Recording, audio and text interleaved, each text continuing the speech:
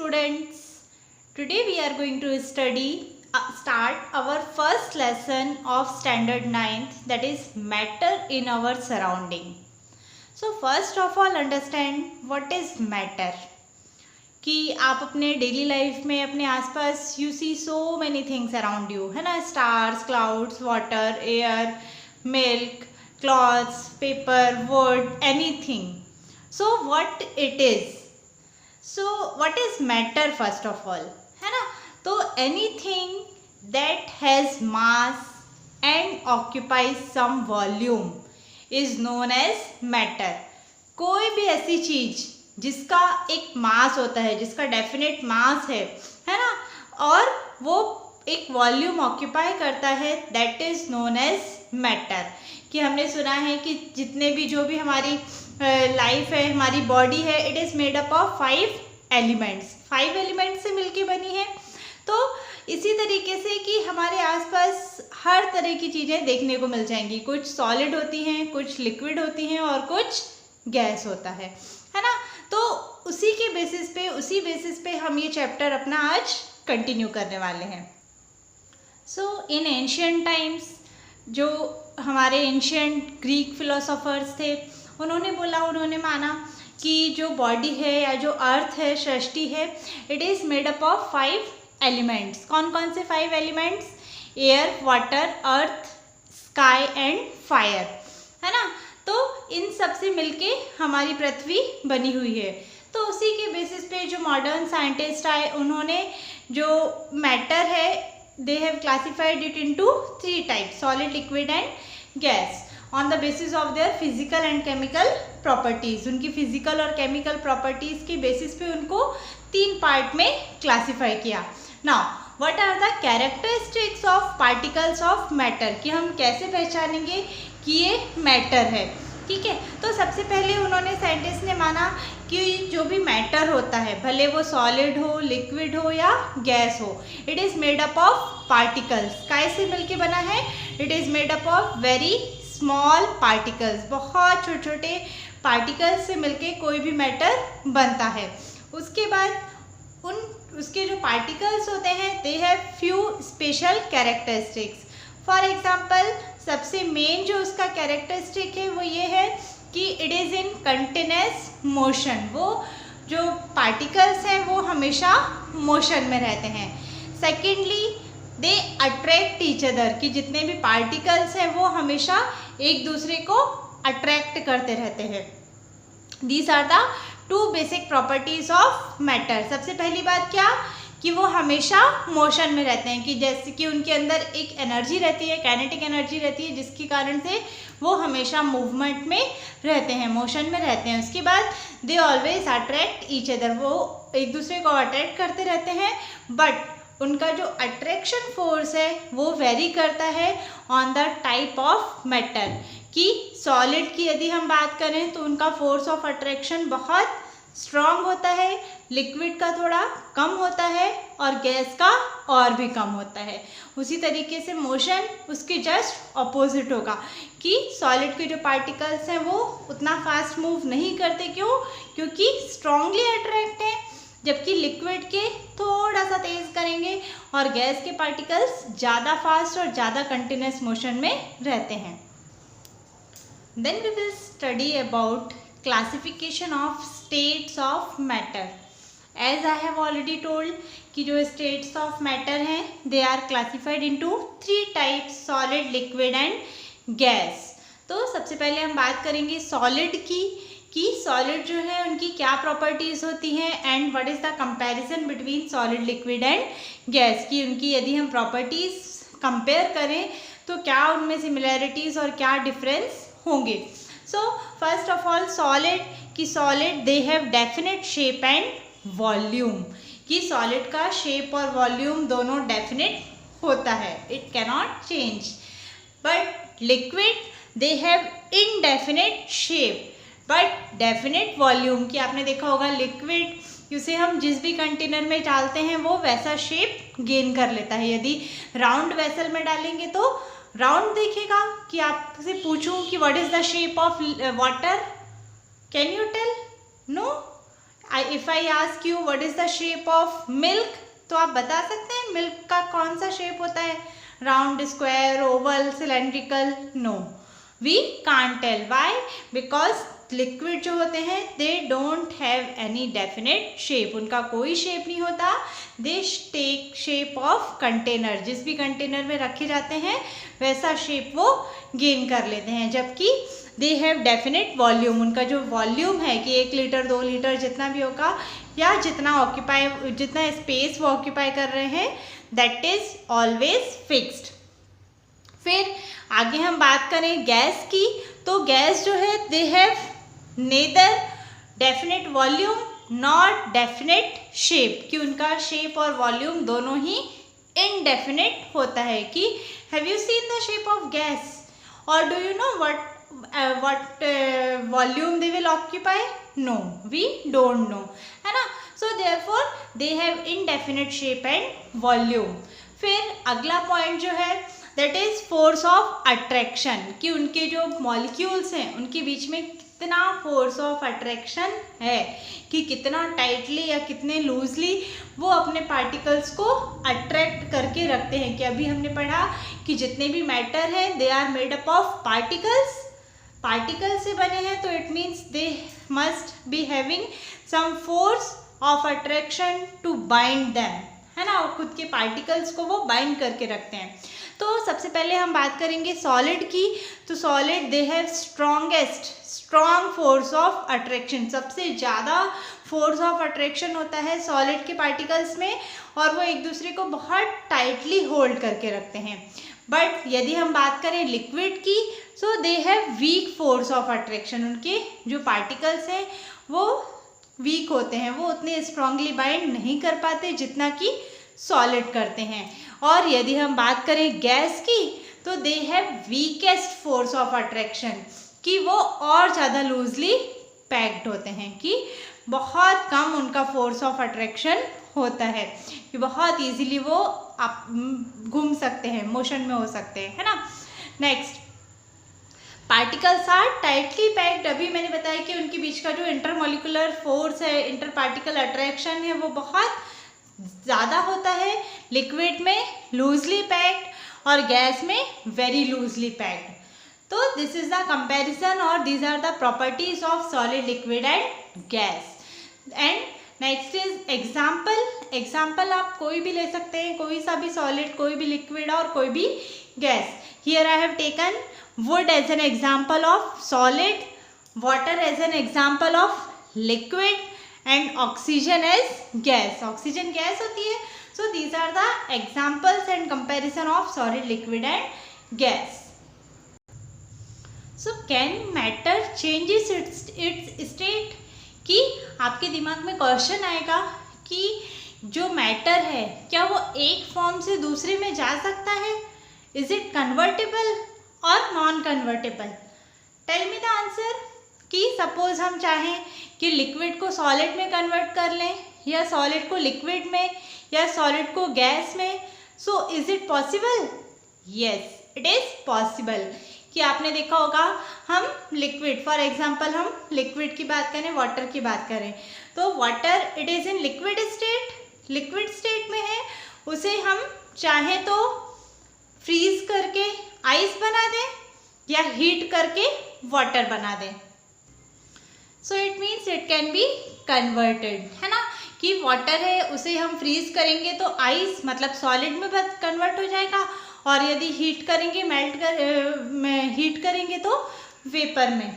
So it means कि जो matter है दे कैन बी कन्वर्टेड. कोई भी आप मैटर ले लें तो उसे हम सॉलिड से लिक्विड से गैस, या डायरेक्टली भी सॉलिड से वेपर में कन्वर्ट कर सकते हैं. कुछ ऐसे मैटर होते हैं which can directly be converted into solid from solid to vapour.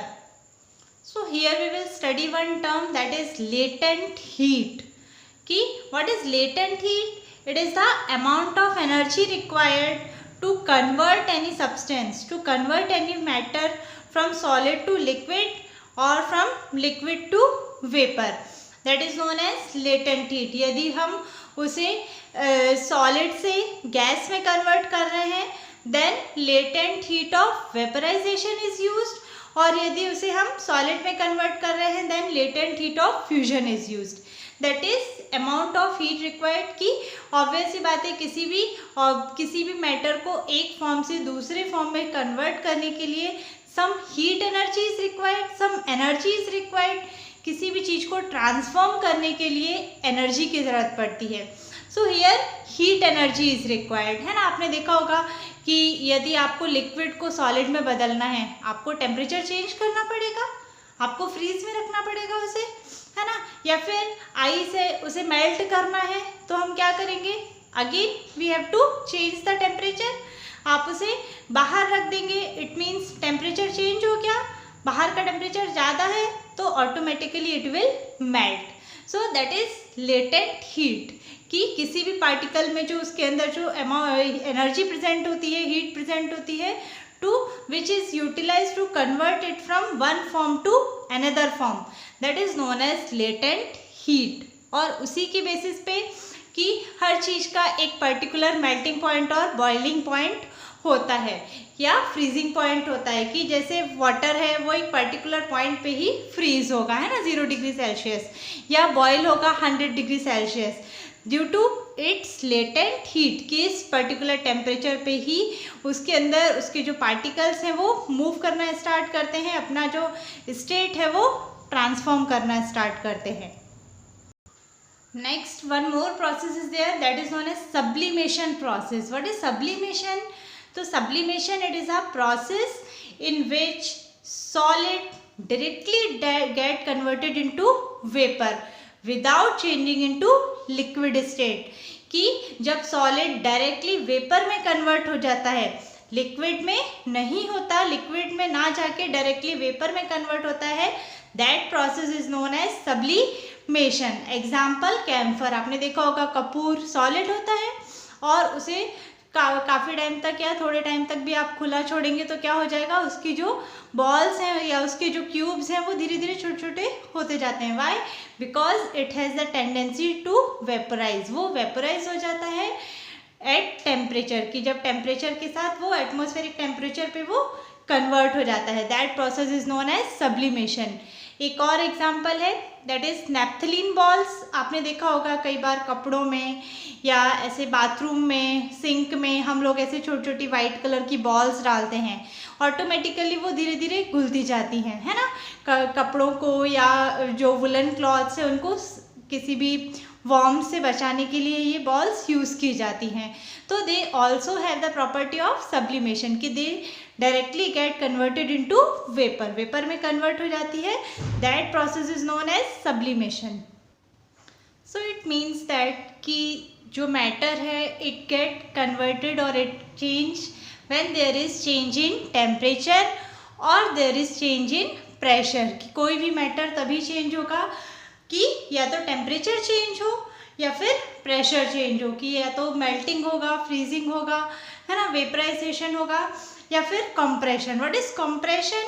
कि गैसेस में एक बहुत यूनिक टेंडेंसी होती है that is known as compressibility, कि they get compressed at high pressure, कि गैसेस को यदि बहुत ज़्यादा कंप्रेस किया जाए, बहुत ज़्यादा प्रेशराइज किया जाए, so they get converted into liquid. आपने देखा होगा कई बार जब हम साइकिल के टायर में हवा भरवाने जाते हैं तो वहाँ पे लिखा रहता है, जो टैंक रखा रहता है उस पर लिखा रहता है कंप्रेस्ड एयर, है ना। सो इट मीन्स कि कंप्रेस करके उस टैंक में फिल की गई है, so it get converted into liquid, की गैसेस में जो प्रॉपर्टी होती है so that they can be converted into liquid on applying high pressure, that is known as compression. Then comes evaporation. What is evaporation? It is the process of liquid when it get converted into vapor. कि when liquids get converted into vapor on applying temperature or heat, that process is known as evaporation. So what are the factors affecting evaporation? कि rate of evaporation कब high होगा या कब low होगा।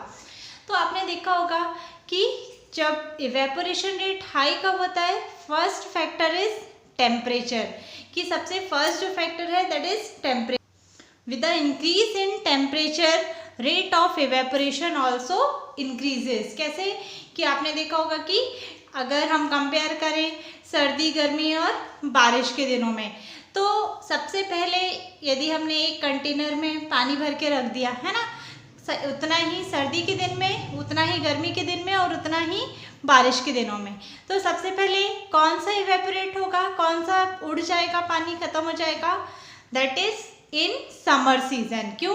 क्योंकि temperature ज़्यादा है। तो it means that, it proves that कि rate of evaporation is higher और increases with the increase in temperature. जैसे जैसे टेम्परेचर बढ़ेगा वैसे वैसे इवेपोरेशन रेट भी बढ़ जाएगा, है ना। नेक्स्ट कम सरफेस एरिया, कि जैसे आपने देखा होगा कि हमें कपड़े सुखाने हैं, है ना, तो हम क्या करते हैं कि ऐसे ही बस धोया और लटका दिया, ऐसा होता है क्या? नो, हम उनको फैला के डाल देते हैं। तो क्या हो जाता है? एरिया इंक्रीज हो गया। एरिया इंक्रीज होगा तो वो जल्दी सूख जाएंगे। या सपोज आपके घर में पानी फैल गया, आपसे पानी फैल गया, तो क्या करेंगे? ऐसे ही पड़ा छोड़ देंगे तो सूख जाएगा?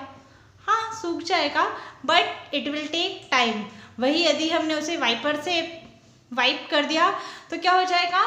सरफेस एरिया इंक्रीज हो गया।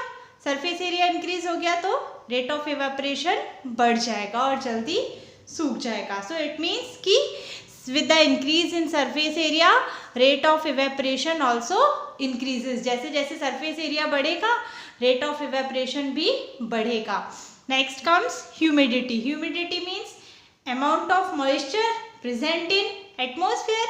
Humidity क्या होती है? It is amount of moisture present in atmosphere that is known as humidity। हम बोलते हैं ना आज बहुत humid है, आज humidity बहुत ज़्यादा है, तो means moisture का प्रेजेंस, मॉइस्चर ज़्यादा है एटमॉस्फेयर में।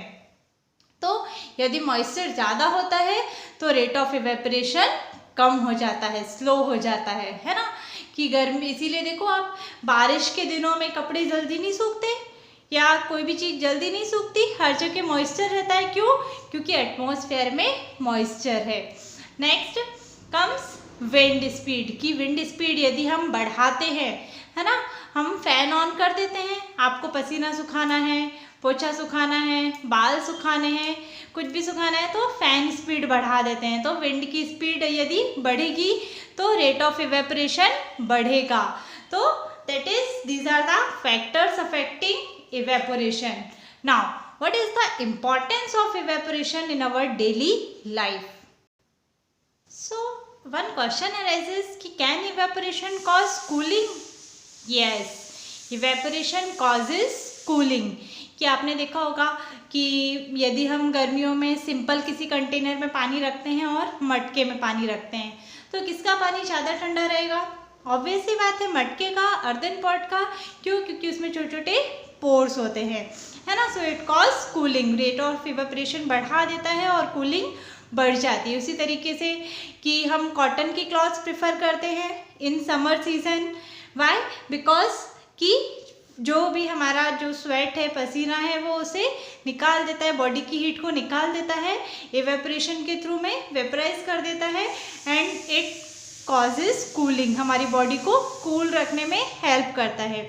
या फिर आपने देखा होगा कि बहुत ज़्यादा गर्मी लग रहे हैं तो हम पानी छिड़क लेते हैं, मुंह धो लेते हैं, है ना, या हमारे आसपास भी हम लोग पानी छिड़क लेते हैं, बाहर धो देते हैं, तो उससे क्या हो जाता है, जो हीट है, लेटेंट हीट है, वो इवेपोरेट हो जाती है, वेपराइज हो जाती है and it causes cooling. So it proves that कि evaporation it helps in cooling, it causes cooling. So I hope you have understood this chapter. For any queries you can ask me in comment box. So don't forget to like, share and subscribe this channel. Thank you. Have a good day.